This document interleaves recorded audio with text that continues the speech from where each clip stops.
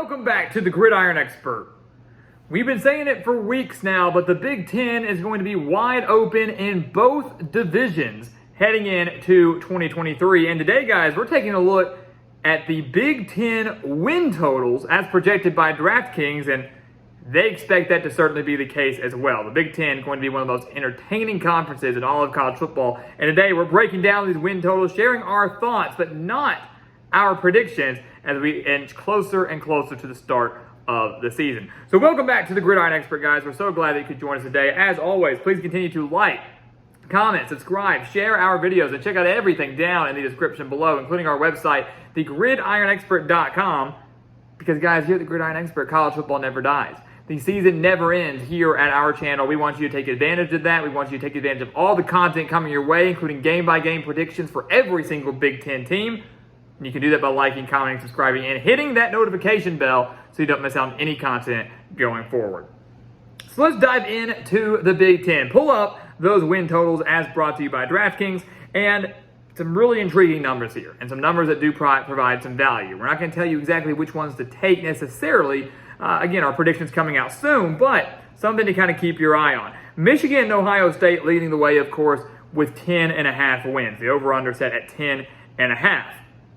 I think, honestly, whoever you think is going to win the game between Michigan and Ohio State, I might consider taking the over on their win total. So if you think Michigan is going to beat Ohio State, I would consider taking the over at 10.5 for Michigan. If you think Ohio State's going to, take the over there. Whoever you think is going to lose, maybe consider taking the under. Both teams have a handful of tough tests coming their way throughout the year, no doubt about it. Ohio State, maybe a few more than Michigan. They have to play the Wolverines. They have to play Penn State. They have a road game against Wisconsin. They have a road game against Notre Dame. So that, you could see Ohio State actually slip up a few times if they even play Michigan. But in recent years, that certainly hasn't been the case. So something to kind of monitor there. Michigan does have a more favorable schedule than the Buckeyes, and I'm honestly kind of surprised that maybe they didn't bite the bullet and put Michigan at 11, but the game, I think, is going to dictate these numbers quite a bit, which will ultimately come down to the season finale. Penn State at 9.5. They are going to be a phenomenal team this year. This is a team that in the Big Ten East could challenge for a college football playoff spot, challenge for a Big Ten title. They get to host Michigan, which is huge for them. They do have to travel to Ohio State, but obviously we've seen Penn State give the Buckeyes all they can handle in years past, and they have fared very well against Michigan in Happy Valley. So this is a Penn State team that 9.5 feels about right. I think anything less than 9 wins would actually be a disappointment for James Franklin and the Nittany Lions. So a good number there, and a Penn State team that I really, really am high on heading into 2023. Can't wait to do their prediction video. Same goes for Wisconsin. I am ecstatic about this Wisconsin team. 9 wins sounds kind of crazy for a team that's dealing with a first-year head coach and a new offensive coordinator, changing the complete offensive scheme in Madison. But when you look at what the Wisconsin's bringing in with Braylon Allen back at running back and Tanner Mordecai in at a quarterback, and Luke Fickell, a guy who led Cincinnati to the college football playoff, he's not any ordinary coach. This is a Wisconsin team that has all the pieces to make a run at a Big Ten title. This is a team that could start 6-0, maybe could even start 7-0. And then later in the year, they do have games against Indiana and Northwestern. So very well could hit that 8-9 win mark pretty easily, which means they only need one upset, which there aren't many games left to pick from, but only one upset to get them over the hump to hit their over. This is a dangerous Wisconsin team that if they live up to the hype, and if they take care of business in the games where they're supposed to, it's going to be really, really fun to watch, and very well could win the Big Ten West in Fickell's first year. Iowa is maybe Wisconsin's biggest threat in the Big Ten West, and there's a 1.5 game difference between them on the projected win total. So something to watch out for there. But Iowa, it's about right. It's a traditionally 7 to 8 win team year in and year out. Every now and then, yes, they have that breakout year where they maybe win 9, 10, 11 games, but not very often. They do have a tough schedule. They have to go to Iowa State. They have to go to Penn State, to Wisconsin, to Nebraska. They're going to drop a couple of those games, no doubt about it. Even with Cade McNamara coming in at quarterback and the offense being better, Iowa's not going to be able to light everybody up, and win all those games. So I look at Iowa here, 7.5, feels like a pretty good number. They're absolutely a bowl team, no doubt about it. They're a Big Ten West title contender, no doubt about it. But, I mean, traditionally, when you think Iowa football, you think right about average, which is about 7 to 8 wins. 7.5 right in the middle, perfect number. Maryland in at 7.5. That's a great number for them, too. This is the team that's led by one of the best quarterbacks in the Big Ten. It was actually our number one quarterback in the Big Ten in Talia Tagovailoa, a team that could start 5-0, maybe even 6-1. No, those starts are not impossible. Later in the year, after a possible 5-0 or 6-1 start, Maryland has Northwestern and Rutgers. Both games that I think many would project them to win. If they start 6-1 and then go on to win both those, they hit 8, they hit the win total. So there's obviously a lot of excitement surrounding the Terrapins program right now that I think, honestly, for them, anything less than a 7-win regular season might be viewed as disappointment with the expectations that have been set heading into this next year. They're on the rise, no doubt, but this is the year that I think many Terrapin fans are expecting to break through a little bit more.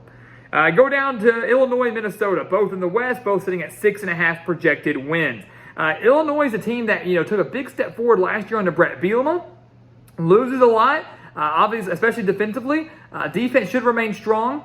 But they got to figure out the quarterback situation. More than likely going to be Luke Altmaier, the transfer in from Ole Miss, but it's something that kind of remains to be seen there. Illinois at 6.5, just going to a bowl game is phenomenal. Because keep in mind, a couple of years ago, Illinois traditionally was going to be at the bottom of this list around 3.5, 4 wins. Now they're projected to go to a bowl game. They do draw Penn State and Maryland, though, out of the East, and they draw a dangerous non-conference road game at Kansas. So that's going to be a big one there. That'll be telling, I think, for both Kansas and Illinois, what their season can be like. Whoever wins that game is going to get a lot of momentum as they approach conference play. Minnesota, also, for a team that's generating a lot of hype as a West favorite, to be projected to get 6.5 wins, tied for, third in the division, to me, isn't that great. Obviously, they're dealing with a new quarterback of their own, Ethan Callahan-Manis. They've got to figure out what they're going to do with him. They draw Michigan and Ohio State in the East, which is extremely unfortunate if you're the Golden Gophers. And they draw North Carolina as well in the non-conference. So the schedule does not do them any favors. So for a team that people are saying could go on to win the West, the schedule doesn't do them favors for that. And when you draw two of the best teams in the Big Ten on your schedule, many would project those to be losses for Minnesota. That's already a 10-2 record at the best. They're going to slip up a few times later on after that. So I really do think right now it's a two-team race in the Big Ten West between Wisconsin and Iowa. Nebraska certainly getting a lot of hype as well. They finally think they're going to make a bowl game, sitting there at 6 wins. So if you're betting on Nebraska, 6 wins, of course, is perfect. They know what they're doing, right? Do you buy the hype for Matt Rule and think Nebraska makes their first bowl game since 2016? If you do, you bet the over, think they're going to reach at least 7 wins. Or do you think that you're not buying the hype, it's going to take time, and you bet the under, and Nebraska falls short? The bowl drought continues. Perfect number right at 6. Nebraska going to be a lot of fun to watch. Purdue, Michigan State, both coming in at 5.5 wins, both dealing with a lot of drama of their own. Purdue, new head coach and Ryan Walters coming over from defensive coordinator at Illinois. Michigan State, dealing with quarterback issues. Peyton Thorne gone, transferring over to Auburn. I think 5.5 might be a generous number for the Spartans, who I think are going to struggle mightily offensively. Again, might start the season 2-0, but after that, things get really, really tough and rough for Michigan State. Again, I'm not telling you to bet the under. I'm not projecting the record yet. We haven't done too deep of a dive into the Spartans yet, but I think it could be a rough year for Mel Tucker and East Lansing. Rutgers in at 4.5 wins. They won 4 games last year. It's a good number. Do you think Rutgers is about the same as last year, or do they take another step forward under Greg Schiano? This is a team that probably should have won more than 4 games last year. Had a 3-0 start, had 2 one-possession losses. So I think the talent and competition was there for the Scarlet Knights. You look at what they're bringing back this year, lots of talent, a lot of young talent, especially with Gavin Wimsatt possibly at quarterback. A team that could start 4-1, which means you just need one more win if you're Rutgers to hit the over. But the schedule gets really, really tough after that. And that's assuming they even do start 4-1. They don't slip up somewhere they shouldn't. So Rutgers is quite the anomaly. I want to see them do well. I like Greg Schiano. I love the Rutgers program. I'm hoping they can get there. 4.5 feels like a good number. This is a team that I want to see go bowling, but it's going to be really, really close. Indiana, Northwestern, rounding out the Big Ten, both at 3.5 wins. Arguably the 2 worst teams in the Big Ten heading in to this upcoming season. More so for Northwestern than anything else. 3.5 wins is an absolutely brutal schedule. They might win 2 non-conference games, and they've got another one at Duke, which very well could be a loss. And then the Big Ten slate is god-awful. It is so tough for Northwestern that just eclipsing 3 wins might be harder than people think, even with the addition of Ben Bryant in at quarterback. So might not be a great year for Pat Fitzgerald and the Wildcats. Everybody's waiting on that Northwestern bounce back year that we've seen time and time again under Pat Fitzgerald. Last few years we haven't seen it. You might not get it this year either because the talent simply isn't there and the schedule does them no favors. 3.5, again, could be a little bit generous, just like that 5.5 for Michigan State might be a little bit generous. But there you go, guys. Those are your Big Ten win totals brought to you by DraftKings heading into 2023. We're really, really excited to watch this conference. And I think the Big Ten and the Pac-12 are the two conferences I'm looking forward to watching the most heading into 2023. We'll have the Pac-12 win total projections coming out here in just a few days, breaking down that entire conference, sharing our thoughts on it, and again, here in a few weeks, sharing our predictions for every single team that we talk about. You do not want to miss out on that. So guys, as always, thank you so much for watching us here at the Gridiron Expert on YouTube. Make sure to continue to like, comment, subscribe, share our videos. Check out everything down in the description below, including our website, thegridironexpert.com. Don't want to miss out on that content over there so you can become a part of our GE Nation. And once again, guys, as always, thank you so much for watching, and we'll see you next time right here on the Gridiron Expert.